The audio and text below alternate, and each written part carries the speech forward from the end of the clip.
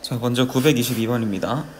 등차 수열 AN에 대해서 등차 수열 AEN은 짝수항들을 다 모아놓은 새로운 등차 수열이 되겠죠. 그쵸? 어쨌든 n값은 자연수가 되는 거니까 이 n자리에다가 1을 넣었을 때 A2가 나오고 2를 넣었을 때 A4가 나오고 이렇게 짝수 번째 항들만 새로 모아놓은 새로운 등차 수열이 되는데 사실은 이 문제에서 이 등차 수열이라는 말을 생략을 해도 당연히 등차 수열이다 라고 생각할 수가 있다는 거예요. 그런데 자, 등차 수열 AN의 공차를 D라고 한다면 여기에서는 공차가 ED가 될 겁니다. 왜냐하면 항이 두 개씩 건너뛰기 때문이죠. 그쵸? 여기 이제 이 다음 항을 A4라고 생각했을 때 이렇게 D씩 늘어나기 때문에 이렇게 늘어날 때는 ED가 늘어난다고 쉽게 알 수가 있겠어요. 네, 그래서 이 공차가 8이라는 거는 ED가 8이다. 그러므로 D는 4다라는 것. 자, 그렇다면 이 수열은 어떤 수열이 되겠냐? 역시 얘는 여전히 자연수예요. 그쵸? 여전히 자연수이기 때문에 1 대입했을 때 A4 나오고 2 대입했을 때 A7 나오고 3 대입했을 때 A10 나오고 이렇게 값들이 진행되겠죠. 자, 그러면은 3D가 늘 거예요. 3칸이니까. 네, 계속해서 3D가 늘기 때문에 공차가 4인 거에서 3D를 해주면은 12가 이 수열의 공차가 되는 거겠죠. 사실 그래서 이것을 일반화를 했을 때 이렇게 일반화할 수가 있어요. AN이 등차 수열이고 공차가 D다 이런 등차 수열일 때 A 알파 N 더하기 베타라는 이런 형태는 N 앞에 붙어있는 알파만큼의 간격으로 공차가 늘기 때문에 이것도 역시나 등차가 되겠고 공차는 D에다가 알파를 곱한 알파 D가 된다는 거예요. 보다시피 여기 붙어있는 이만큼 곱해준 게 새로운 공차가 되는 거고, 그쵸? ED죠. 그리고 여기 붙어있는 3만큼 공차가 배수가 되는 거예요. 그쵸? 네. 그래서 이런 사실들을 파악하면 쉽게 문제를 풀 수가 있겠습니다. 한마디로 이제 등차 수열에서 파생된 새로운 일정한 간격을 나타내는 수열들은 다시 등차 수열이 될 수밖에 없는데 그 항의 강들의 간격이 바로 n 앞에 붙어있는 이 숫자가 된다라는 거예요. 네, 그 정도 기억하면 될 것 같습니다. 자, 그리고 다음 문제에 질문이 나온 것은 926번이네요. 지금 보면 뭐 926도 그렇고 931도 그렇고 절대값 관련된 문항들이 많아요. 근데 여기선 이 두 개 제외하고도 난이도 상문제에서도 절대값 문항들이 많이 나오고 있으니까 좀 그런 거를 집중해서 봐야 할 것 같다는 생각이 듭니다. 자, 926번입니다.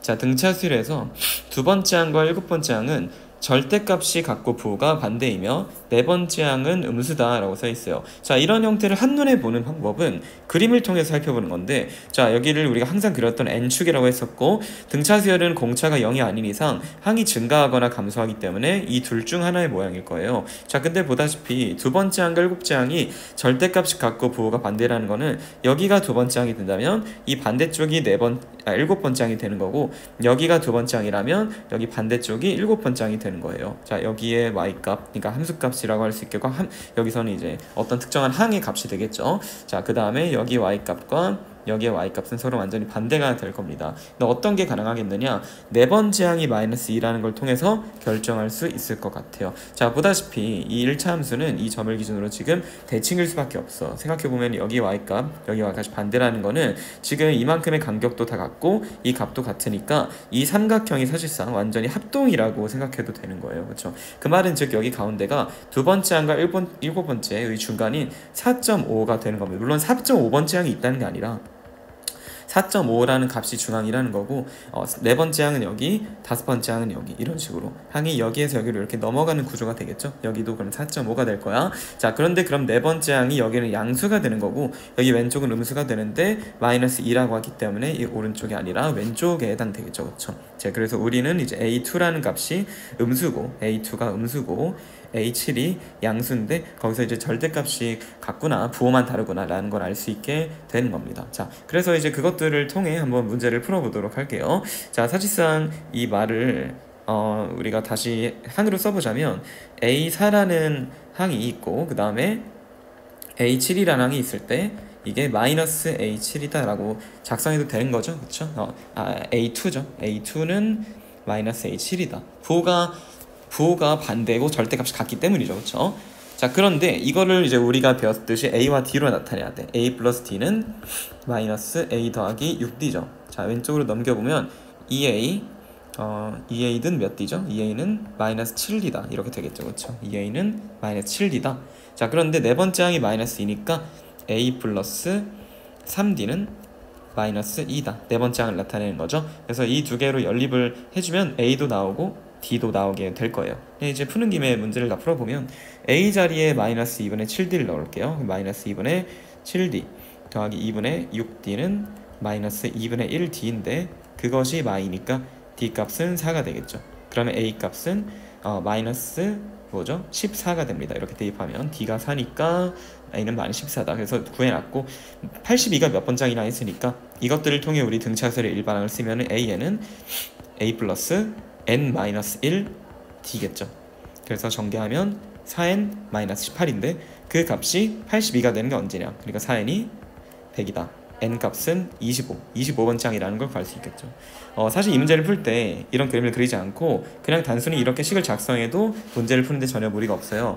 그래도 이제 우리는 지금 1차 함수 문제를 풀다 보면 절대값이 들어간 상황에서 다음과 같이 이해를 하는 게 훨씬 더 좋다라는 거를 이미 알고 있을 거예요. 좀 더 어려운 문제에서 나오는 상황인데 그걸 위해서 한번 설명을 한 거니까 실전이었다? 그러면은 그냥 두 번째 항과 일곱 번째 항이 절대값 갖고 부호가 반대네? 바로 이렇게 작성할 수 있는 거예요. 이런 식으로 요거를 바로 작성할 수 있겠죠. 그 다음에 A와 D로 나타내고 정리하고 네 번째 항도 바로 나타내고 A와 D에 대한 식 두 개 나왔으니까 연립방정식으로 풀어서 문제를 답을 구하는데 전혀 무리가 없어요.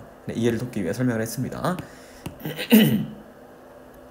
자, 다음 질문 문항은 931번 역시나 절대값 관련된 거죠. 자, 공차가 4다 라고 알려준 상태에서 그러니까 D가 4인데 23번째 항이 23이다. 역시 뭐 이 숫자가 같네? 그런 거는 관련이 없고요. 그쵸? 그냥 같을 뿐입니다. 나타내면 돼요. A 플러스 22D겠죠. 그쵸?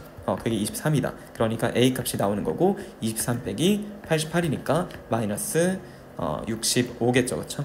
그래서 첫 번째 항이 마이너스 65고 공차가 4다라고 다 나온 상태인데 절대값 AN이 최소가 되게 하는 잔생값을 구하라고 했어요. 자, 일단 일반항을 써보면 AN은 첫째 항 A 플러스 N 마이너스 1 D니까 4N 마이너스 69다 이렇게 나와있는 일반항이 나와요. 자, 근데 이 말은 즉슨 첫 번째 항이 음수고 공차가 양수니까 그래프가 현재 이렇게 그려지고 있는 모양이겠고 여기가 첫 번째 항 음수인 값인 마이너스 65에서 시작해서 점점 값이 커지고 있는 거죠. 그렇죠? 4씩 더해지고 있는 상황입니다. 그런데 어떤 항의 절대값이 가장 작은 거는 이 항이 안쪽에 있는 항이 양수일 수도 있고 음수일 수도 있지만 어쨌든 0으로부터의 크기가 제일 작아야 되니까 이 언저리에 있는 항들을 구해야 된다는 거죠. 이거는 항이 딱 0이 되는 순간 없어요. 이게 0이 되려면 n값이 4분의 69인데 이거는 자연수로 나눠떨어지지 않으니까 항은 아니다. 이 근처에 음수항이 하나 있고 거기에서 양수로 음수항이 하나 있고 바로 양수로 이렇게 넘어가게 되는데 이 둘 중에 어떤 게 더 절대값이 작냐. 예를 들어 이게 마이너스 1이고 이게 3이었어. 그럼 당연히 절대값 작은 건 이거겠죠. 그렇죠? 이게 마이너스 3이고 이게 1이었어. 그럼 이때는 얘가 작은 거니까 여기에 가장 가까운 음수항과 그 다음 번째 양수항을 두 개를 살펴볼 필요가 있을 것 같아요. 그럼 이게 마지막으로 음수값이 될 때는 언제냐. 자, 우리 이렇게 부등식을 펼 수 있었죠. 그래서 6n이 69보다 작으니까 n값은 1점 땡땡보다 작다. 그러니까 이제 n이 11인 상황이 가장 마지막 양수 번째 항이라는 걸 구할 수 있고 여기 자, 식을 좀 잘못 쓴 것 같은데 자, 이게 6n이 아니라 4n이죠. 자, 4n이 69보다 작다. n값이 4는 4, 29, 47, 28점 땡땡보다 작으니까 17번째 항이 마지막 음수항이 되는 항이라 할 수 있어요. 여기가 17번째 항이다. 그럼 18번째 항에서 바로 양수값으로 넘어가겠지? 실제로 항의 값을 구해보면 17번째 항은 여기 17 대입하면 뭐가 나오나요? 마이너스 1이죠. 18번째 항은 대입하면 3이 나오니까 여기 이제 절대값이 제일 작은 거는 얘겠구나. 절대값 치우면 마이너스 1의 절대값은 1이죠. 3의 절대값은 3이니까 그래서 가장 작게 되는 n값은 여기 17이라는 걸 알 수가 있게 됩니다. 네, 그래서 절대값을 씌웠을 때 가장 작은 거는 음수일 수도 있고 양수일 수도 있으니까 여기에 제일 가까운 항 두 개를 한번 구해본 거예요. 그래서 이런 걸 구할 때 이런 부등식을 활용할 수 있으면 될 것 같습니다. 네, 그래서 역시 이 문제를 풀 때도 제가 1차 함수의 그래프를 그려서 이해를 했잖아요. 굉장히 좋은 이해 방식이니까 앞으로 자주 한번 연습을 해보는 걸 할게요. 자, 그리고 마지막 질문 문항이었는데요. 이게 949번입니다.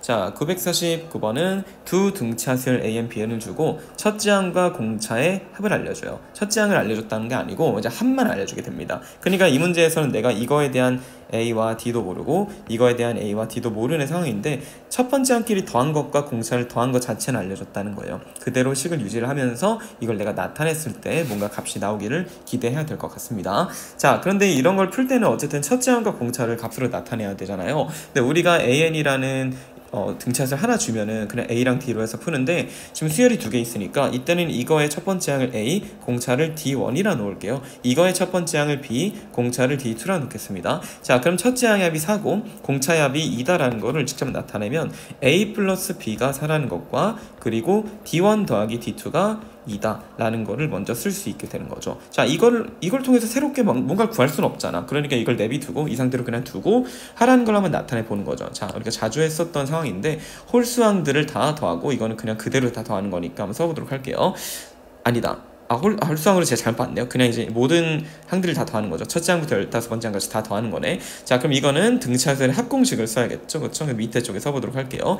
자, 그러면은 2분의 항의 개수 n 2a 플러스 n-1d인데 d1으로 써야겠지. 그치? 그래서 약분해주면은 15a 더하기 7d1이다. 그런데 그 값이 뭐라는 게 아니라 그 값에다가 또 뒤에는 요거를 더해야 되는 거죠. 자, 이 밑에 것도 자 2분의 n 2a인데 2b라 써야지. 첫 장을 b니까 플러스 n-1 d2다. 그래서 전개하면은 15b 더하기 7d2다. 자, 이렇게 두 개를 더해준 거, 이렇게 두 개를 더한 값을 구하라는 거예요. 자, 그렇다면 우리는 지금 A, B의 합과 D1, D2의 합을 가지고 있으니까 걔네들을 이용해서 이 두 개의 합을 15, 자 15 A 플러스 B 이렇게 묶어주고 그 다음 더하기 15 곱하기 7은 105거든요. 105 D1 더하기 D2 이렇게 묶어준다면 위에 있는 요 값을 그대로 이용을 해서 답을 구할 수 있게 되는 거지. 이게 4고 이게 2가 되는 거니까 정답은 60 더하기 210이 돼서 270으로 구할 수 있습니다.